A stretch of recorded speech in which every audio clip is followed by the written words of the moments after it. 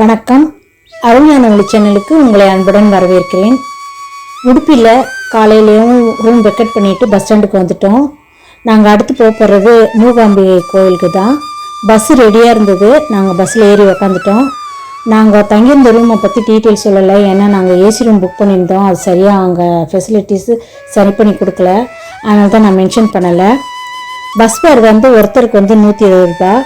காலையில் 6 மணிக்கு ஏறி உக்காந்தோம். 9:45 ஸ்ரீ மூகாம்பிகை கொல்லூர் மூகாம்பிகை கோயிலுக்கு இறங்கிட்டோம்.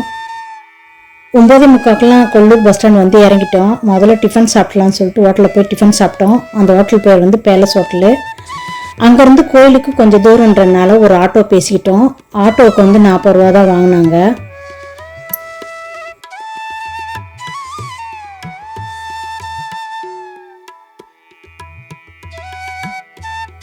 கொல்லூர் ஸ்ரீ மூகாம்பிகை கோயில் 1200 ஆண்டுகள் பழமையானது. இந்த கோயில் கேரள பாணியில் கட்டப்பட்டிருக்கிறது.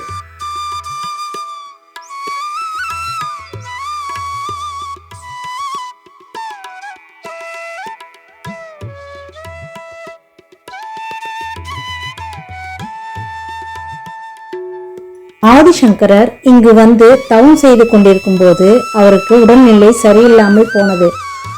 அப்போது தாய் மூகாம்பிகை கஷாயம் வைத்து கொடுத்தார்.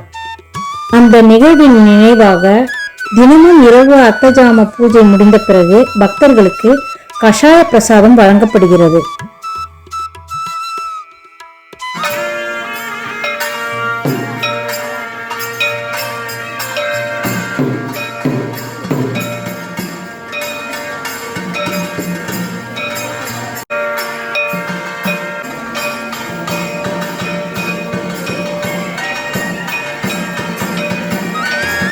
மூகாம்பிகை கோயில் எங்க அமைஞ்சிருக்குன்னா, மேற்கு தொடர்ச்சி மலையில குடச்சாத்திரி மலை அடிவாரத்துல சௌபர்ணிகா நதி கரையில் கொல்லூர் மூகாம்பிகை கோயில் அமைஞ்சிருக்கு. அம்பாளின் 51 சக்தி பீடங்களில் இது தேவியின் காதுகள் விழுந்த இடமாக கருதப்படுவதால் இங்கு நாம் மனமுருகி சொல்லும் பிரார்த்தனைகள் அன்னையின் காதுகளில் உடனே விழுந்து அவை நிறைவேறும் என்பது பக்தர்களின் நம்பிக்கை.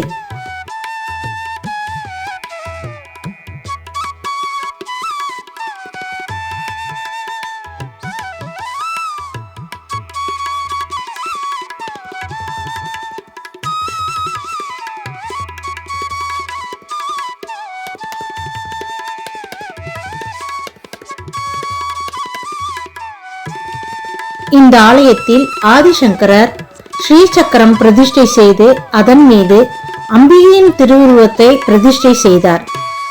இங்கு அம்பாளுடைய திருமேனி 5 உலோகத்தால் ஆனது. அம்பாளுக்கு அபிஷேகம் கிடையாது. தினமும் காலையில் 5 மணிக்கு சொர்ண ரேகை லிங்கத்திற்குத்தான் அபிஷேகம் செய்வார்கள்.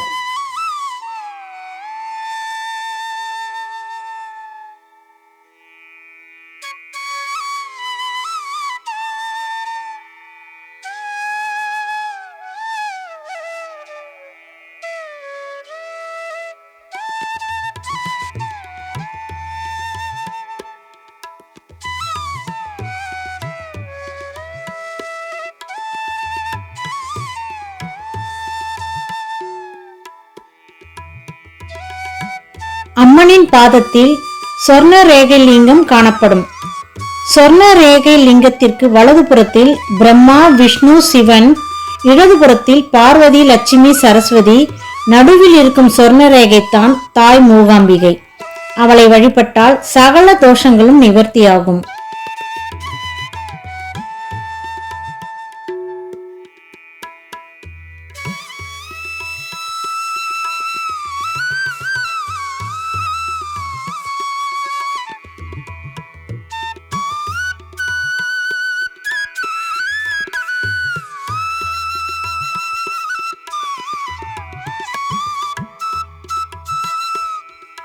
ஆதிசங்கரர் சௌந்தரிய லகரி என்ற படைப்பை இங்குதான் உருவாக்கினார். எதிரிகளை வீழ்த்துறதுக்கும் பில்லி சூன்யம் அகலவும் இந்த ஆலயத்துல சண்டி ஹோமம் மிகவும் சிறப்பா நடத்துறாங்க.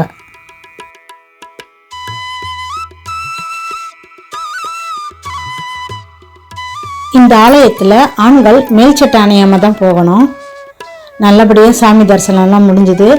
நாங்கள் இங்கேருந்து முருடேஸ்வருக்கு கிளம்பிட்டோம்.